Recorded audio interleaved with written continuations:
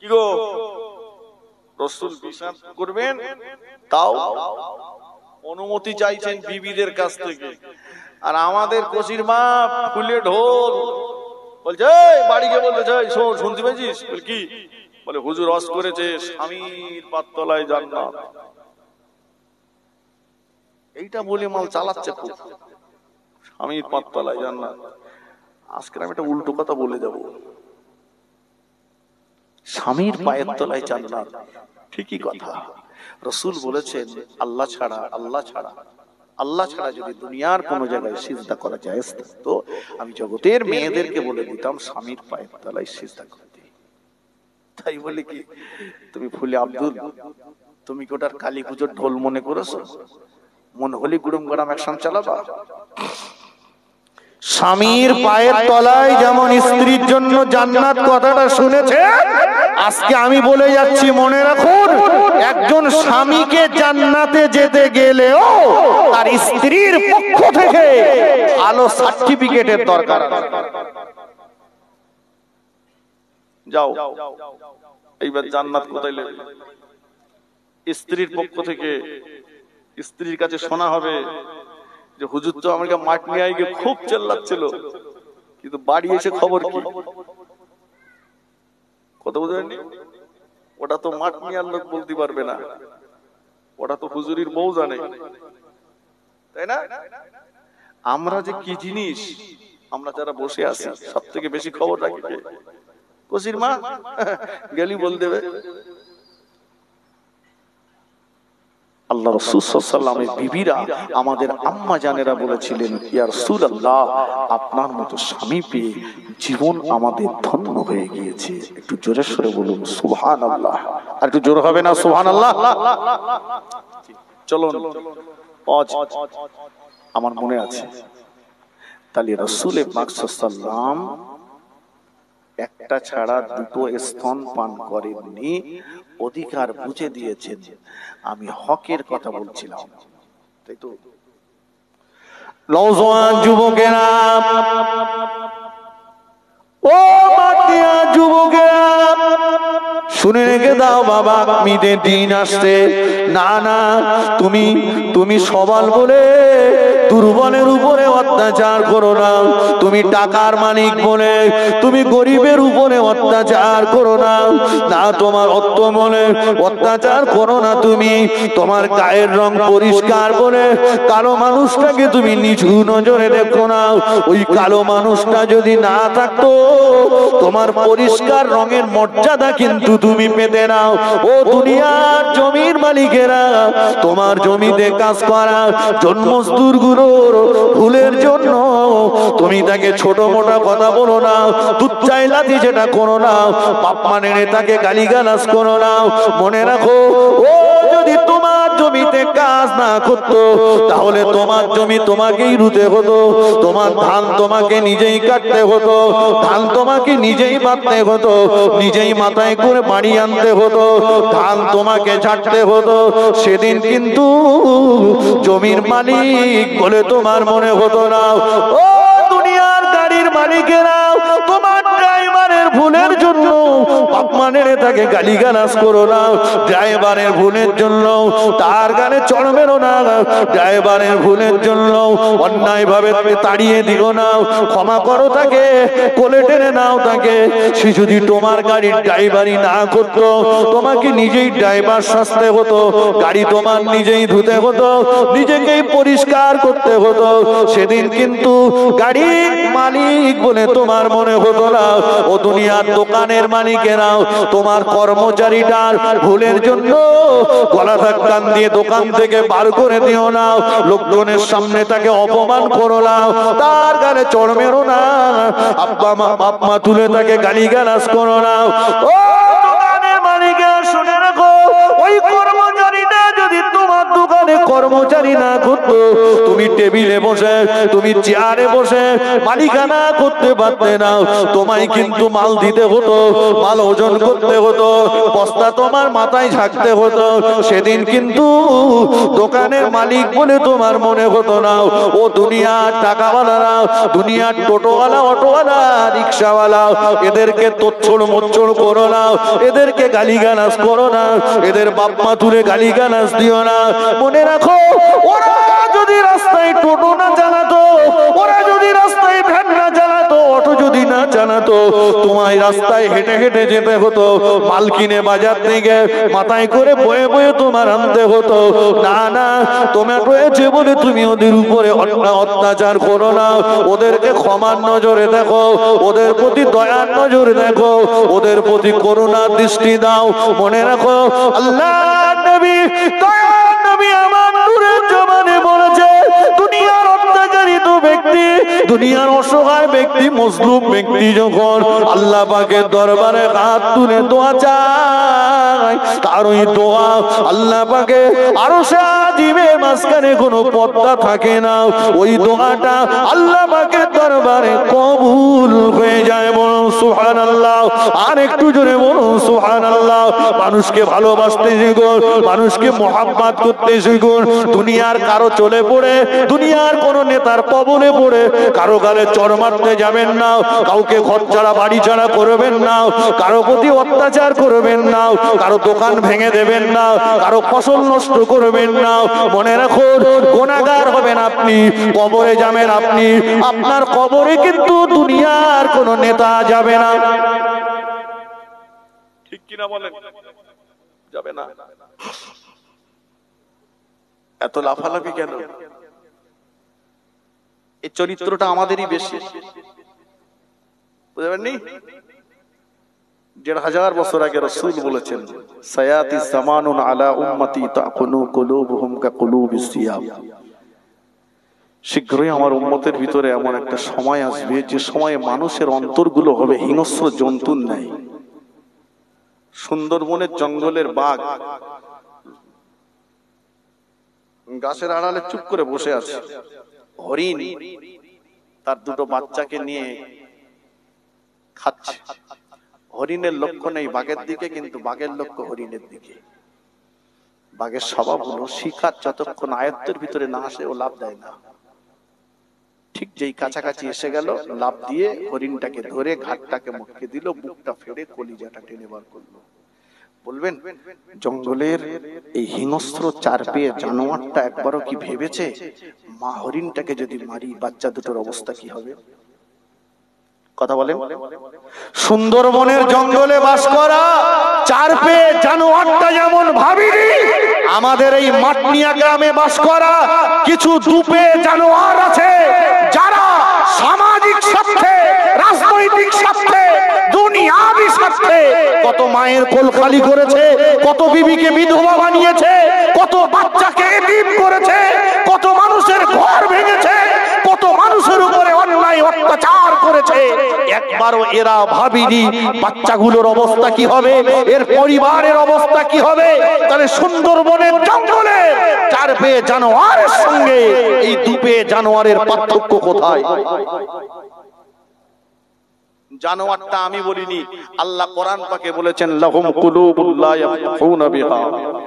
যাদের বিবেক দিয়েছি ওরা বুঝিনি, মনুষ্যত্ববোধ দেখায়নি। আলাহুম আইনুল লা ইবসিরুনা বিহা। যাদের চোখ দিয়েছি, চোখ থাকা সত্ত্বেও যারা গরিবের প্রতি, অসহায়ের প্রতি, দুর্বলের প্রতি দয়ার নজর দেয়নি। আলাহুম আযানুন লা ইয়াসমাউনা বিহা। যাদেরকে কান দিয়েছি অথচ যারা অসহায়ের কান্না যাদের কানে যায়নি। আল্লাহ বললেন, দুর্বলের কান্না তুই শুনতে পারি না? হ্যাঁ, একটা অসহায় ঘরে বসে কাঁদছে, তার চোখ কান্না তোর কানে তোলা। উলাইকা কাল আনআম। তুই চতুষ্পদ জানোয়ারের থেকে সমতুল্য, তুই চতুষ্পদ জানোয়ারের সমতুল্য। পরে আল্লাহ বললেন, বাল হুম আদাল। এই জানোয়ারের থেকে অনেক বেশি। কথা বুঝেননি? আমি বক্তব্য লম্বা করব না, ফিরে আসুন।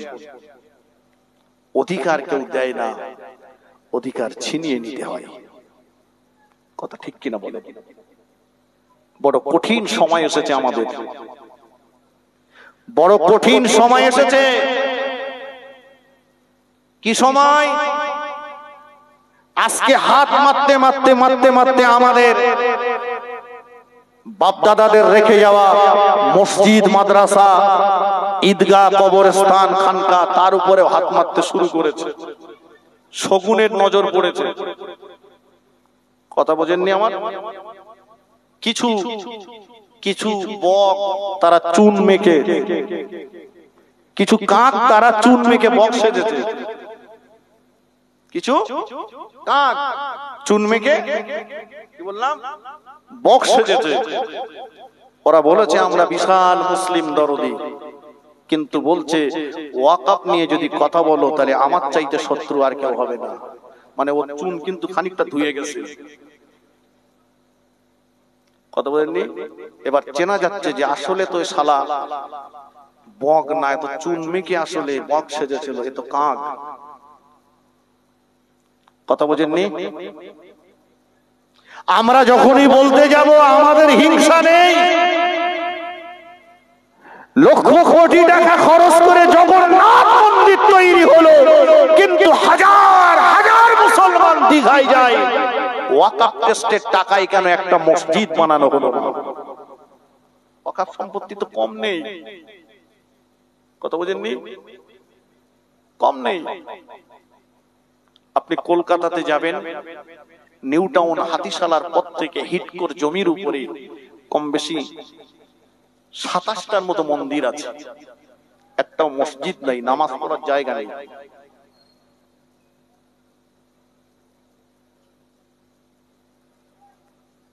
ভাই সময় এসেছে, অত্যন্ত কঠিন সময়। আমরাই কিন্তু সেই মুসলমান যারা মাথায় কাফন বেঁধে ইংরেজ সরকারকে এ ভারতবর্ষ থেকে বিতাড়িত করেছিল, আমাদের বাপদাদা পূর্বপুরুষেরা। কথা ঠিক কিনা? মাওলানা ফজলুল হক খয়রাবাদী, মাওলানা আশফাকুল্লাহ, ওবায়দুল্লাহ, মাওলানা আবুল কালাম আজাদ, এরা তো আমাদের উত্তরসূরি ছিল। যদিও আমাদের ছেলেদের কাছে সেই ইতিহাসকে গোপন করা হয়েছে, ভারতবর্ষের তথাকথিত ঘুষখোর ঐতিহাসিকরা ইতিহাসের পৃষ্ঠা থেকে সে নামগুলো তুলে দিয়েছে। আমাদের ব্যথাটা ওই জায়গাটাই। ক্ষুদিরাম বসু ভারতবর্ষের জন্য জীবন দিয়েছে, তার নাম ইতিহাসের পৃষ্ঠায় লেখা হলো। ক্ষুদিরামকে যখন ফাঁসির দড়িতে ঝোলানো হবে, জিজ্ঞাসা করা হয়েছিল, ক্ষুদিরাম বলো তোমার জীবনের শেষ শখ কি? ক্ষুদিরাম বলেছিল মায়ের সঙ্গে দেখা করব। ক্ষুদিরামকে মায়ের সঙ্গে দেখা করতে দেওয়া হলো। ক্ষুদিরাম বসু মাকে দেখে গান বলেছিল, একবার বিদায় দে মা ঘুরে আসি। গানটা ইতিহাসের পৃষ্ঠায় লেখা হলো, কিন্তু একই সময় বন্দী করা হয়েছিল মাওলানা আশফাকুল্লাহ রহমাতুল্লাহ আলাইহি। তিনি বলেছিলেন আমাকে ওজন করা হোক। যেদিন যেদিন ফাঁসির দড়িতে ঝোলানো হবে সেদিন বললেন কোন শখ না, মায়ের সঙ্গে দেখা বলে না। বাড়ি থেকে যখন ফজরের পরে বার হতাম কাফন বেঁধে, মাকে বলে আসতাম সন্ধ্যাবেলা যদি আশফাকুল্লাহ ফিরে আসে তাহলে মনে করো সন্তান ফিরে এসেছে, আর সন্ধ্যাবেলা যদি ফিরে না আসে মনে করো তোমার আশফাকুল্লাহ জন্মভূমির জন্য জীবন দিয়ে গেছে। সুবহানাল্লাহ। ওজন করা হোক। বলছে একটু পানি খাবে না? বলে পারবে। ইংরেজের পোষা কুত্তাদের মাথার খুলি করে পানি দিতে মাওলানা আশফাকুল্লাহ রহমাতুল্লাহ আলাইহিকে ওজন করা হয়েছিল। প্রথম যেদিন জেলখানায় ঢোকানো হয় ফাঁসির হুকুম দিয়ে, সেদিন আর যেদিন ফাঁসির দড়িতে ঝোলানো হবে সেদিন মাওলানা সাহেবের ওজনটা 7 কেজি ওজন বেশি হয়ে গিয়েছিল। জোরে বলুন, জোরে বলেন। মাওলানা আশফাকুল্লাহ রহমাতুল্লাহ আলাইহি বলেছিলেন আমি ওজন করতে বলেছিলাম এ কারণে, সেদিনকার তুলনায় আজকে যদি আমার ওজনটা কম হতো, ইতিহাসের পৃষ্ঠায় এটাই প্রমাণিত হতো মুসলমানেরা বীর পুরুষ নয় কাপুরুষের মতো জীবন দিয়েছে।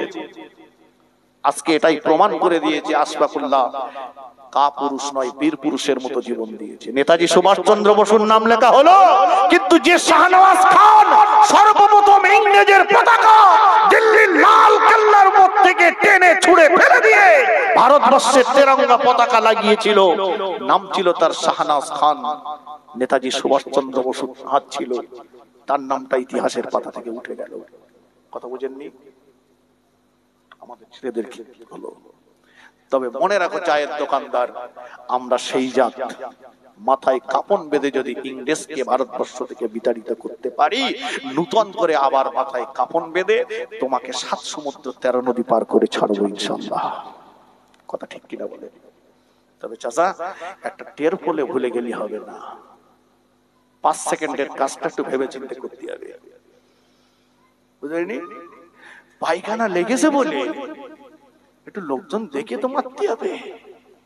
হ্যাঁ, লেগেছে বলে সেকেন্ড পড়ে যাবে না, 5 সেকেন্ড। বুঝতে পারছেন? 5 সেকেন্ডের কাজটা এমন ভাবে করুন 5 বছর যেন কাঁদতে না হয়। আমি কারোর দেওয়ার কথা বলিনি, বলো কাঁদ দেবেন ওটা আপনার ব্যাপার, তবে 5 সেকেন্ডের কাজটা একটু ভেবে চিন্তে করবেন যেন 5 বছর কাঁদতে না হয়। নিজেদের ভিতরে ঐক্য মেল বন্ধন তৈরি করুন, পাড়ায় পাড়ায় দ্বন্দ্ব আর করবেন না। আমরা এক হই, বিশ্বাস করুন সময় এসেছে এক হওয়ার। আমরা এই ভেদাভেদ নিজেদের ভিতরে করি, একে অপরের ভিতরে আমাদের মেল বন্ধন যদি না থাকে, তাহলে বাইরের শক্তি কে সুযোগ পেয়ে যাবে। এজন্যই তো আল্লাহ পাক বলেছেন ওয়াতাসিমু বিহাবলিল্লাহি জামিআন ওয়া লা তাফাররাকু, তোমরা একতাবদ্ধভাবে আল্লাহর রজ্জুকে, আমি আল্লাহ আমার রশিকে জড়িয়ে ধরো। নিশ্চিত আল্লাহ পাকের মদদ আসবে, কারণ আমরা সেই আল্লাহর ইবাদত করি যে আল্লাহ ফিরাউনের কবল থেকে নবী মুসা আলাইহিস সালামকে হেফাজত করে বেঈমান ফিরাউনকে নীল নদে চুবিয়ে চুবিয়ে মেরেছে। আমরা ওই আল্লাহর ইবাদত করি যে আল্লাহ নমরুদের কবল থেকে নবী ইব্রাহিম খলিলুল্লাহকে হেফাজত করে নমরুদকে একটা হ্যান্ডিক্যাপ মশা দিয়ে জাহান্নামে পাঠিয়েছে। আমরা সেই জাত বদরের ময়দানে 313 জন 1000-এর এগেইনস্টে লড়াই করে আমরা জয়ের পতাকা ছিনিয়ে এনেছি। আমরা খালিদ বিন ওলীদের পুত্রী। আল্লাহ আমাদের বলার সাথে শোনার চাইতে বেশি বেশি আমল করবার তৌফিক দান করেন। বলুন সকলে আল্লাহুম্মা আমিন। জোরে বলেন আল্লাহুম্মা আমিন। সকলে আসেন আমরা বিশ্ব নবীর শানে একটু সালাম পড়িয়া নবী সালামুন